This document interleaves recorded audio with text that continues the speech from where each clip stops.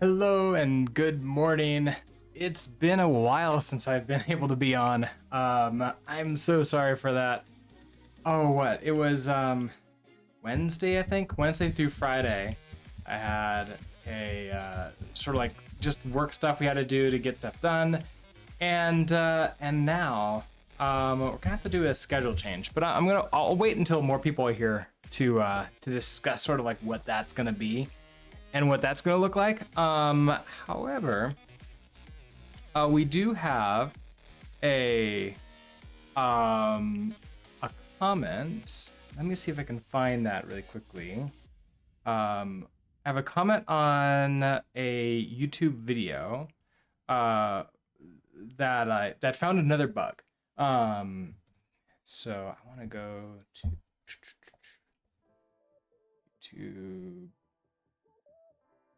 That's YouTube. Wrong one. YouTube Studio. Oh, I don't have that. Okay. You. And okay, there it is.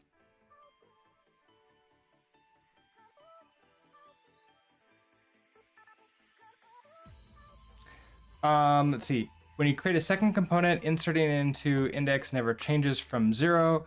So when you get to with component, health 50 overwrites health 100, and column 1 in your table never actually gets used.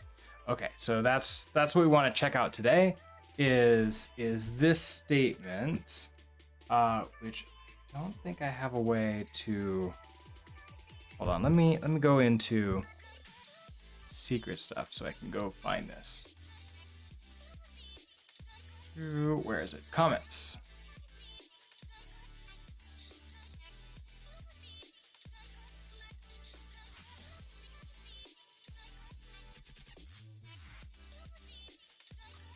Oh, come on, don't select literally everything. Select just what I want to. Okay.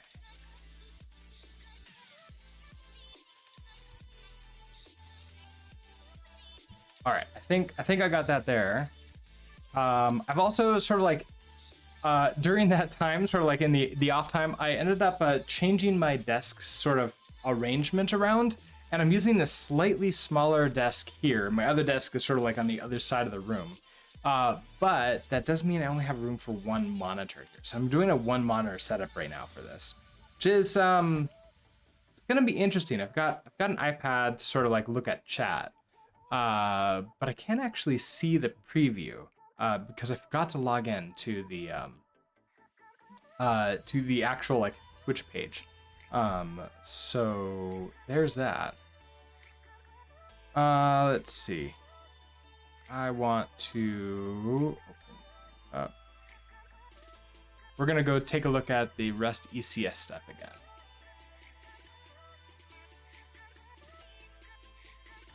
Yes, I'm not using Git for Windows.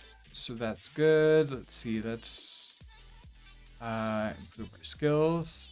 We'll open you up.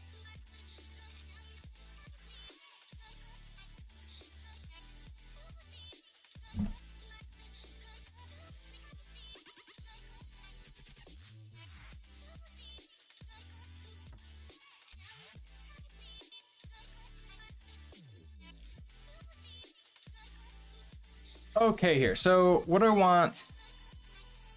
This is in creating an entity, right? So like if I come down here, add UN. So like,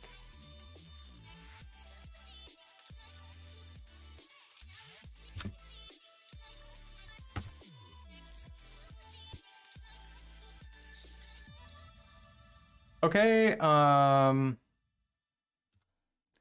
when you create your second component, inserting into index never changes from 0. So when I get to with component, health 50 overwrites health 100, and column 1 in your table never actually gets used. When I create my second component, so creating a second component on an entity, I'm guessing. So that's going to be on entities. So let's take this down, cut you out. And let's head into entities. I guess that would be not really query, but really just all entities here. And we're gonna create a new test for this.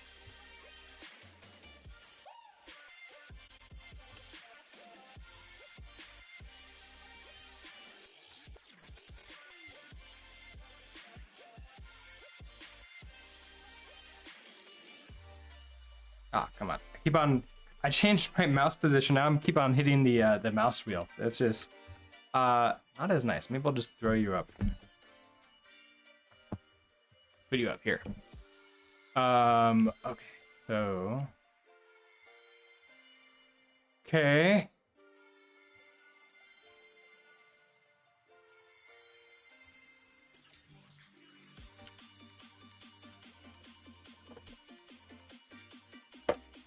All right, we want to do our test.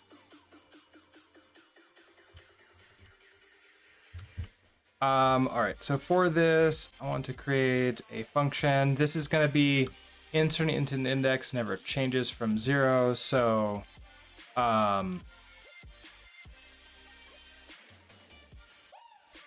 guess like inserting into index should change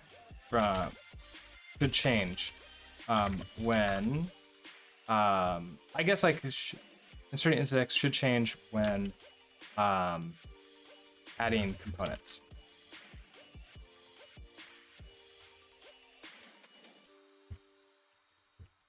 Nice long name, but it's descriptive. Okay, let's see what we can find in here. We have when I create my second component. Now, not second entity, but a second component on an entity. Inserting into index never changes from 0. So when you get to with component, health 50 overwrites health 100, and column 1 in your table never actually gets used.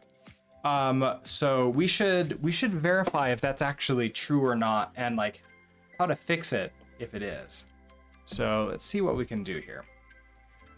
First of all, we'll just spawn and like set up our entities. Let mute entities is equal to entities default.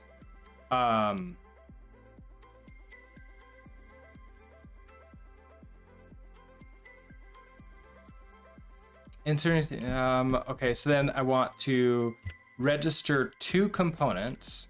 So I'm gonna do entities dot register component. Let's do a F32 and let's do a U32. Okay. So when you get, okay, so then we're gonna create we're just gonna do a full create entity. So entities dot create entity with component.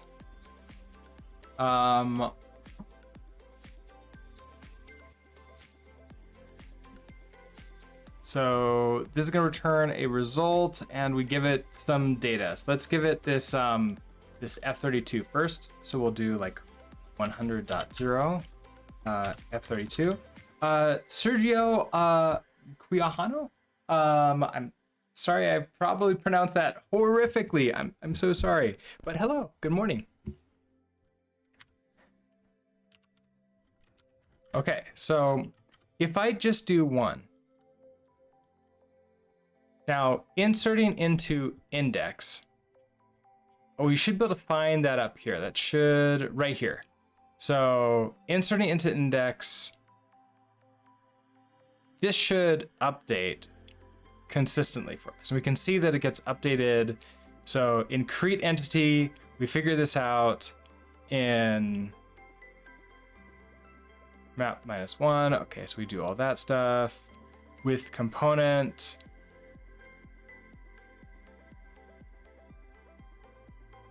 Yeah, I'm not seeing. Okay, we're setting it to be this.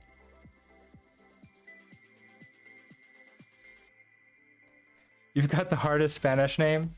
Well, yeah, that, I mean, I don't know. I can't say one way or the other. I don't think I've seen like that many Spanish names to know what I have. So I will take your word for it. I'm still sorry though. Let's see. So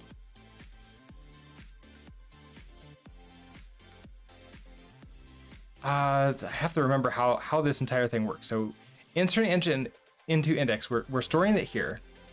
These three places are where we're then using this. So when we create an entity, we are, okay, so if let sum equals this. Okay, so if we can find a mass that equals 0, meaning it's a deleted component that has it's a deleted entity that has no components inside of it. If that's true, then we set our inserting index into index there. Otherwise, we find out, we create a new one and then set it to the last item in our vector. So like we set it to the last index. Okay. Then down here, when we do with component,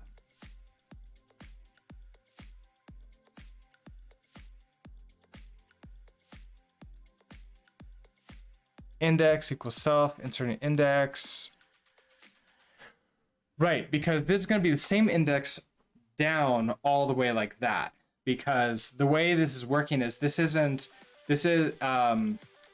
the horizontal index for each of the component vectors. So it's really, this is the entity index, the entity ID that we're inserting in.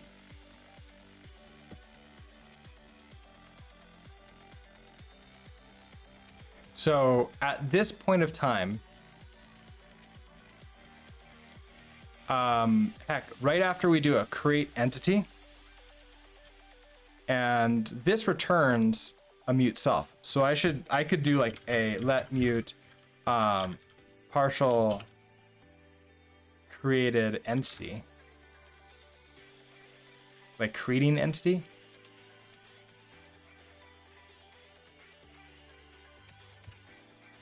We can now test to see that that inserting in should be a 0 at this point in time. So assert equal that entities dot inserting into index, that should be 0. Okay. And I should be able to run this. And it's passing. Okay, so far so good. I guess this doesn't need to be mute because we have a mutable reference already sort of stored inside this variable. So we're fine there. Okay, so then let's go ahead and finish creating this entity. Nothing about creating an entity is going to update this inserting into index as we add components. So we're going to add 2 components into this. So creating entity dot with component, and we'll do 100.0 F32. And a width component, let's just say like 10 U32. So by doing those 2, inserting index is going to be the same and should still be the same. So I can copy you and put you into there.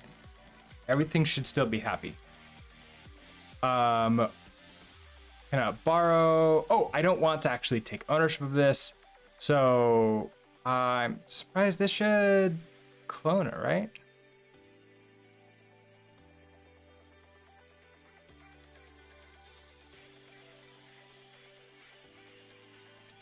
Cannot borrow any insert. I guess I could clone you. I thought that usize is implemented. Oh no, it's not that. Okay, hold on. I don't want to give it a reference.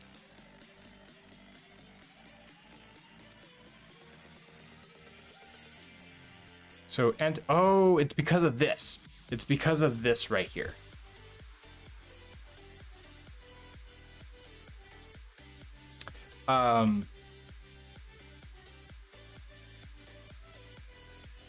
So when I create this new and I have this mutable reference, I have U copied here and inserting into index, I can't get out here. But this is a mute entities, isn't it? So I wonder if I can just do creating entity dot inserting into index, because it really is just a mutable reference, the same thing. So that should still work here. Now we're done at this point, so it can sort of take this goes away and I'm going back to this. Okay, I think this will work. So we're back to good again. Now let's create a second component, and this time our inserting index should be 1.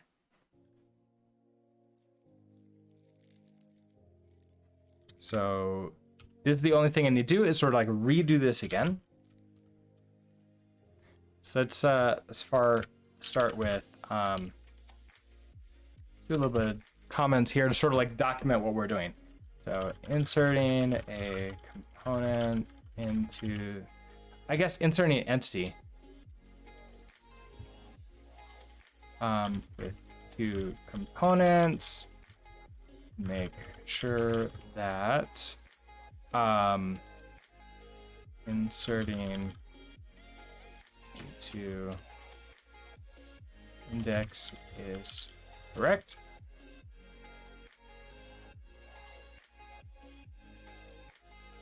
Now here we inserting another entity with 2 components. Make sure that the inserting to index is now 1 essentially.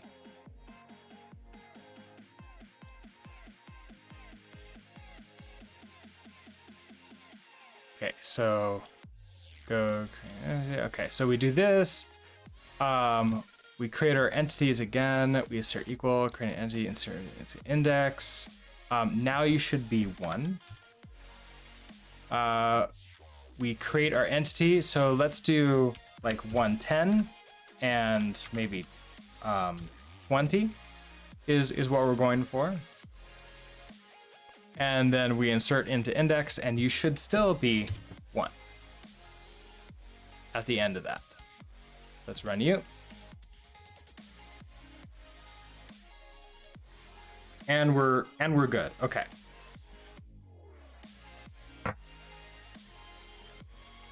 All right. So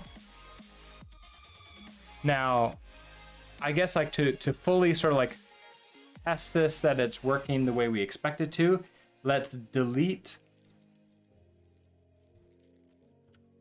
Okay, so now we're going to delete the first entity and recreate to make sure that inserting into index is back to 0 again. Okay, so essentially, first of all, we're going to delete that. So entities dot delete component by, no, not delete component. We're going to delete entity. So delete entity by ID. The ID is still just the index that it's in. So there's that. And now we can recreate this, but we're expecting to get that 0. So it's really just U again.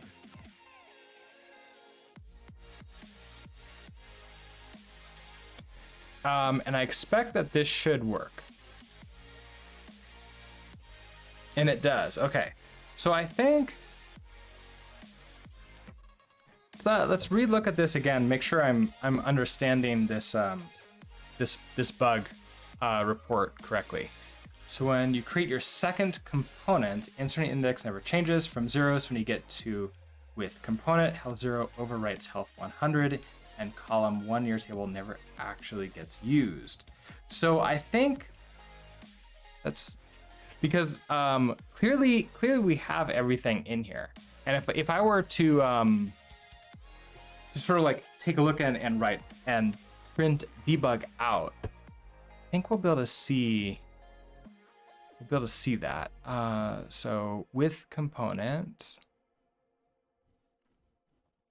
Now we have this inserting index to be the index we're looking for here. With component takes in our data, which is an impl for any, which means that we can get the type ID of it. So that every time we do a with component, we're then going to get a different set of a different vector out of our hash map. And I think that's where the confusion is coming in here, is it's a different vector. So we want the same index, but different vector.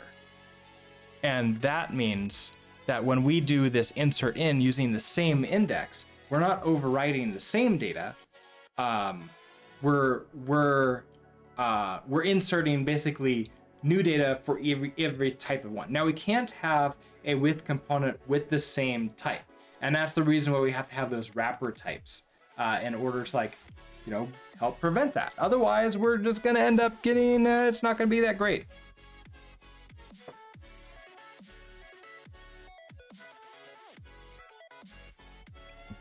So I think that's what our problem here is.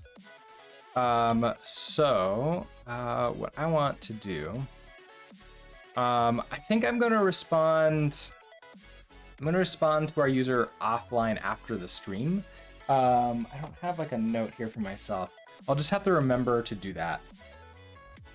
So that way, I'll just let them know in like in the YouTube comment that, like, actually things are working correctly. And we know that because that it's just how this works is slightly confusing and maybe a little bit different. Perhaps a name change for that, for the inserting into index would be better. Like, this is the entity index and not the and not just like, because we have two indexes, right? We have the component index and entity index. So I'm gonna leave this in here. I think it'll be fine, because then I can also use this to yeah, I can use this to sort of like show off that, hey, yeah, everything is working correctly as expected. So let's go ahead and also add in cargo.toml. We're 1.03 now. I forgot what the 1.02 and I didn't put in a release notes. That's bad on me.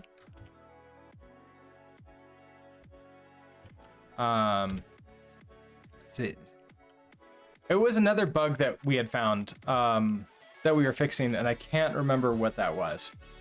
Or maybe it was like just continuing to fix with this stuff. Let's see. So with 1.0.3, we are adding a test for a reported bug in the with entity method on entities. Turn on wrapping. The test is showing that the code is working as expected.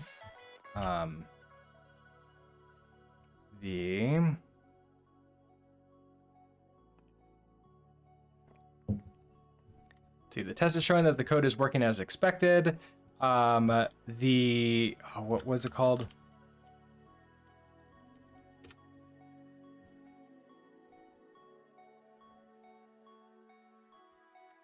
The inserting into index. Inserting into index property doesn't need to be incremented every every time that with component, with entity, with component. Every time that with component is called, since the inserting into index property is the entity ID. And the with component is grabbing a unique or a different vector from the hash map of components each time. And that's like, we need that to be consistent all the way down. Okay, so this will be good. This is what I'll send to him. And also like this goes into the code here. So I think this is gonna be good as well. So let's go ahead and save you. The message is we are checking a bug port for entities dot with component.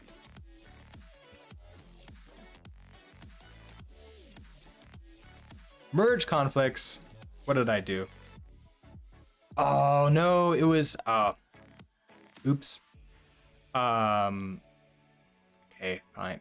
Oh, I did have 1.02. I just didn't do, I did it somewhere else and then forgot to pull it. Well, there's a thing. I want to kind of merge both, accept both changes. So we can have 1.02, put you in there like that. There we go. So I do have that.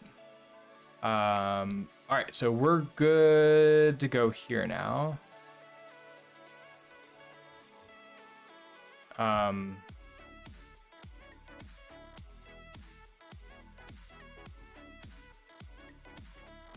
Okay, now I can push those on up and we should be good to go. I'll get an alert in my email in the case that this somehow fails in the GitHub actions, which is, you know, kind of the reason you have those is in case you like somehow accidentally commit a merge conflict into the repo, which is funny enough. I had to deal with that at my work last week. Yeah, that was fun.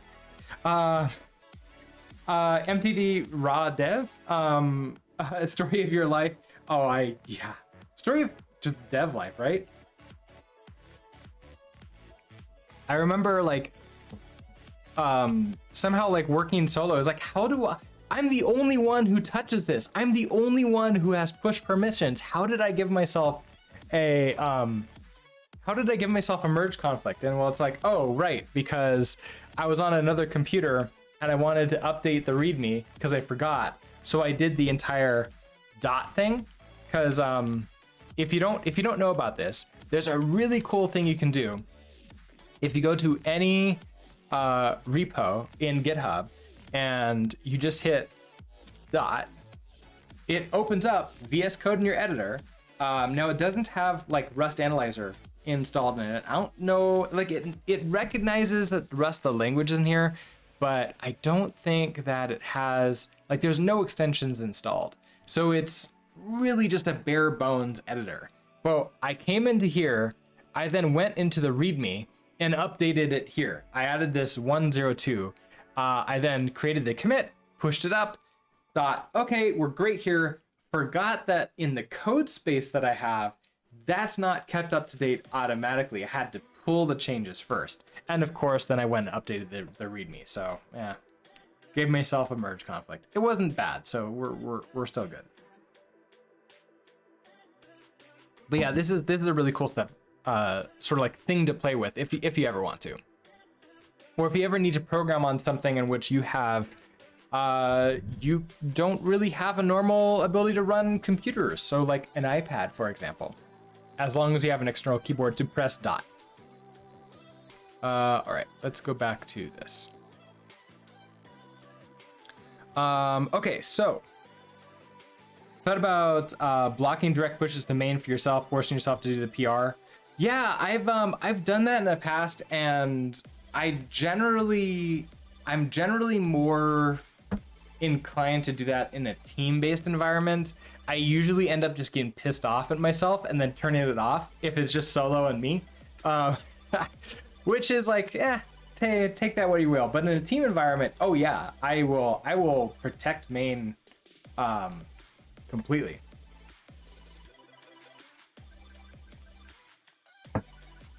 Okay, so let's see what is next. Let's jump back into exploring the standard library. So this is my ECS code space. I don't need this anymore, so I'm just going to go ahead and close you, and we're going to jump into you now. So this is not the paid for code space. I was in the beta. They did say that while it is paid for and it's out of beta now, meaning that if you have a team in GitHub, you can sign up for this. It's what was it? It was something like 15 cents per hour, like 10 or 15 cents per hour for the smallest sort of code space it is.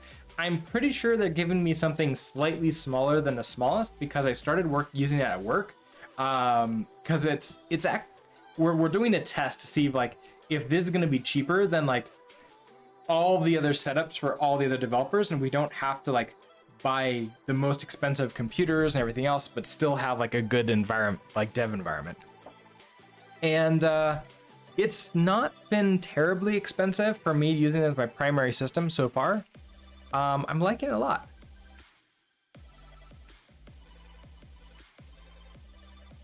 All right, I'm gonna go back down to putting my mouse down here. We're gonna see how this works. Okay, so what are we doing? Where are we? Oh right, we need to come back here. We're diving deep into the standard library. Okay, so we have we're getting into fun stuff now. Unsafe cell.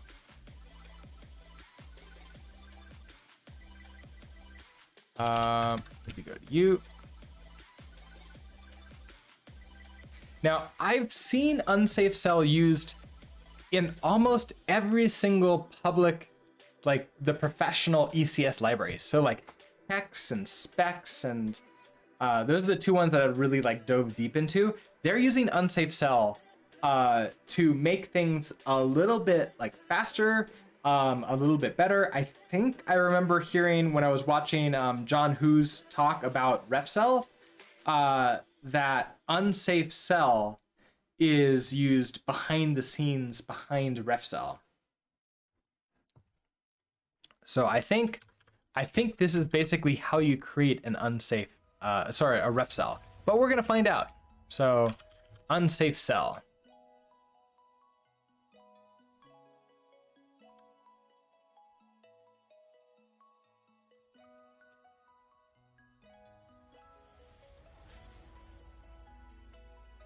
So it is a struct. It's the core primitive for interior mutability in Rust. If you have a reference T, then normally in Rust, the compiler performs optimizations based on the knowledge that T points to immutable data. Mutating that data, for example, through an alias or by transmuting an reference of a T into a mutable reference to T is considered undefined behavior. Unsafe cell opts out of the immutability guarantee for reference T. A shared reference, unsafe T, may point to data that is being mutated. This is called interior mutability. So this is the core. This is the core to all interior mutability. I think something else that's interesting is that optimizations on reference is, so Rust optimizations for a reference to T is based on the assumption that the reference to t is immutable. I mean, which kind of makes sense, right? I have a reference to t, not a mutable reference to t. So it's probably pretty good for them to assume that. But using this, we can now get a reference to an unsafe cell and we can still mutate it.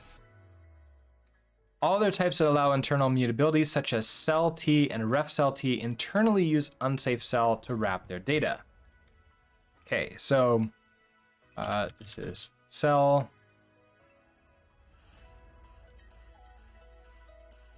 And ref cell.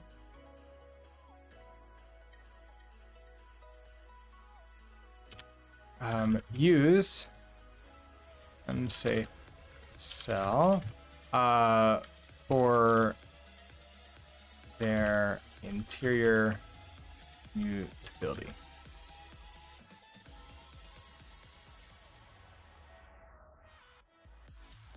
Note that only the immutable guarantee for shared references is affected by unsafe cell. The uniqueness guarantee for mutable references is unaffected. There is no legal way to obtain aliasing mutable reference, not even with unsafe cell. The unsafe cell API itself is technically very simple. That get gives you a raw pointer, so this mute t, to its content. So it's a dereferenced mute t to its contents. It is up to you as the abstraction designer to use that raw pointer correctly. So this is going to require an unsafe block.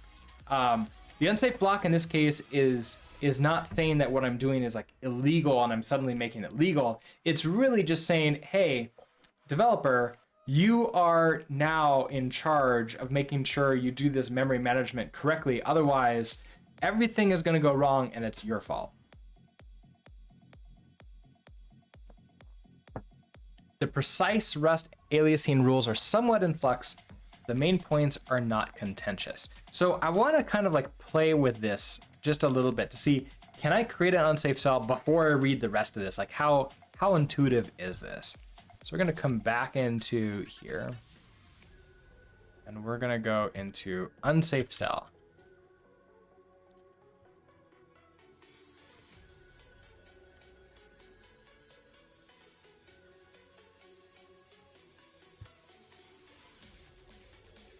So unsafe cell we know is a struct, and it holds like a T inside of it. So let's create like a wrapper type for this, because like oftentimes it's going to be our own types that we want some kind of like reference to. So let's do our location that we've been doing for everything here. So we have the struct location with an X, a Y.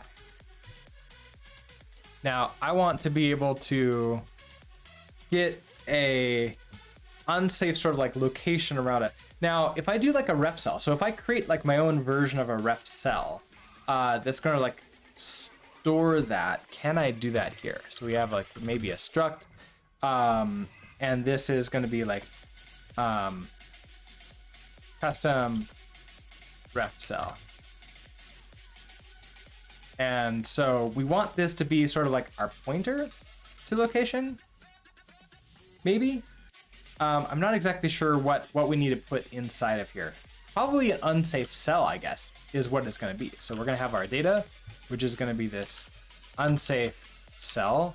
We'll put in T, which means we need to register that T here. So far, we don't know what to how to like sort of tighten this down. We're good now. We're just not using it.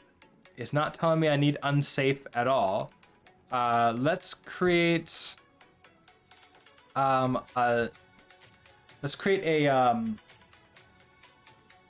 constructor for this. So impl custom ref cell gonna be T. Can have a function new. You're gonna take in data, which is this T. We're gonna return a self. So I'm gonna do self our data is going to be an unsafe cell. Now, can I do new? I can. So new, and then our data. And that's what we're going to return. Now, you, can I find T? Okay, so I need to put a T here too. Okay, so far, so good. Let's go ahead and now create this. So we have our location. Like maybe this is our player location. It's going to be equals to location with an X of like 10.0 and a Y of like 50.0. And this is immutable so far. And now I want to throw this inside of our custom ref cell. So let our sort of like wrapped location is going to be equal to custom ref cell new, and we're going to pass it in this location. So far, so good. So I don't need unsafe just to create the custom cell, or sorry, the unsafe cell. I'm betting that I need to do it for getting though. So let's say I forward this on. We have like a get. So function, we have to get out of here. So I want a reference to self, and I don't know what I'm going to return. We're going to do a self.data.get. We can do a get mute or a get. So we can do a get here. Now, what are you showing? Expect, okay, so found raw pointer mute T. That's what I need to do here. So I mute T like that. So you're happy so far. So let's get this out. So let sort of like extracted location equals our wrapped location dot get. Now so far I'm not needing unsafe. Now I have access to this mute location, and I can probably, we add in a debug here. I can probably debug this. So let's debug extracted location. Let's see what we get.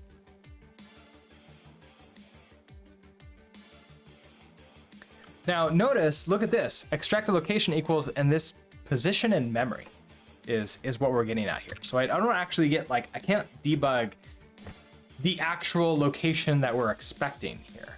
That's really interesting.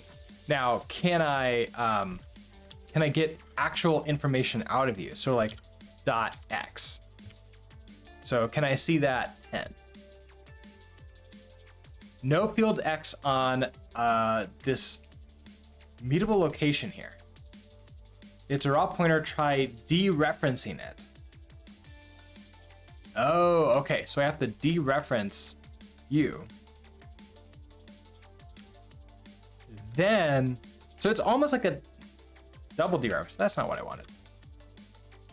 Like that. Here we go. Now we need unsafe. Dereferences of raw pointers is unsafe and requires an unsafe function or block. Raw pointers may be null, dangling, or unaligned. They can violate aliasing rules. Okay, so I need to put this into an unsafe. So let's do an unsafe block.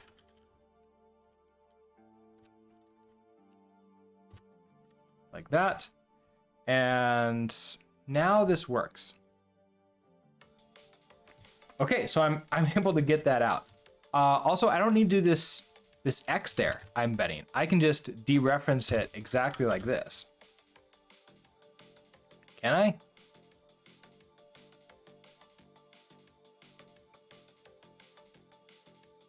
Oh, I can't. So try borrowing it first. Borrow a dereference and then borrow. That gives me the location.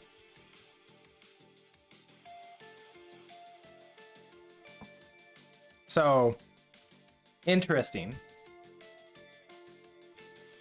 Now, is there a way for me to like do that here? Because I've got this dereference mute T. Can I dereference it again? So like dereference and then like reference that.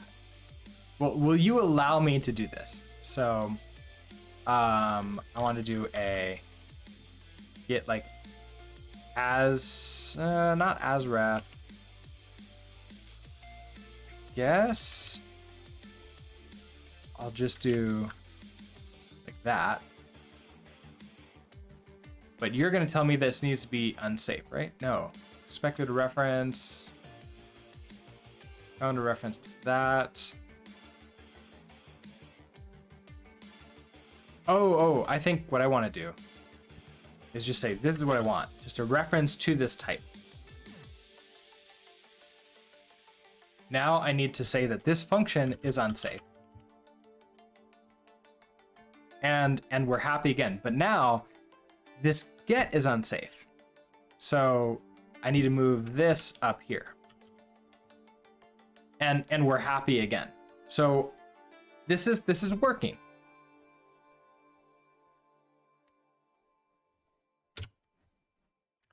The problem is I don't think I can like extract this out of here, right? Like I can't, I don't think I can do something like let a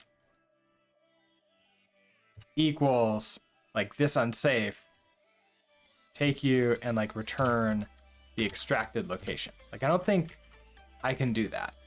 Can I?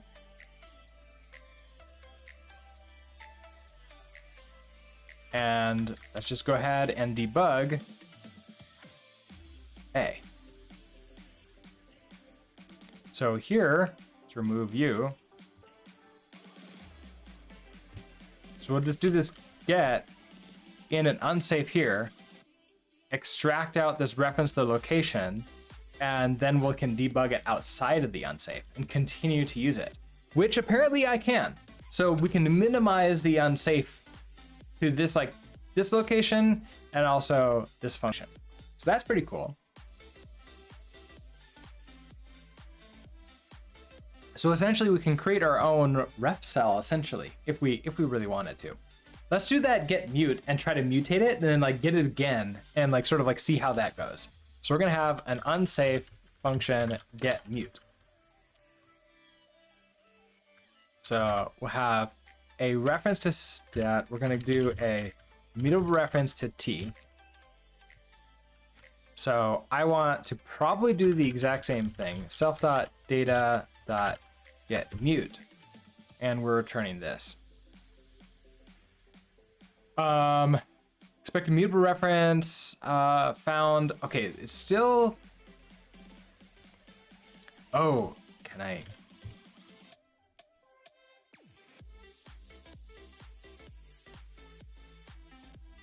So hold on. What am I returning? Okay, so I just found T. So I need this mute like that.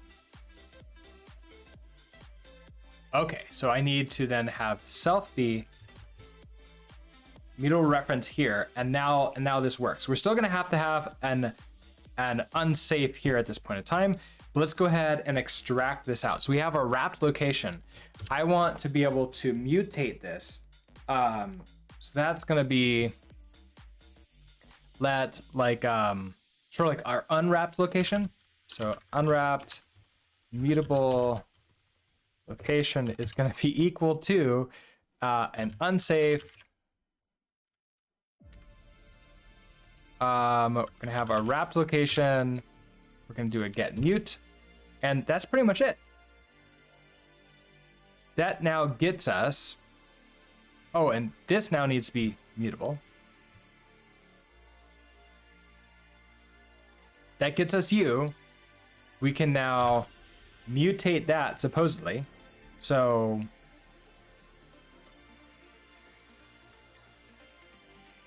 I want to then say like dot or unwrap mutable location dot x plus equals 1.0. So now it should be 11.0.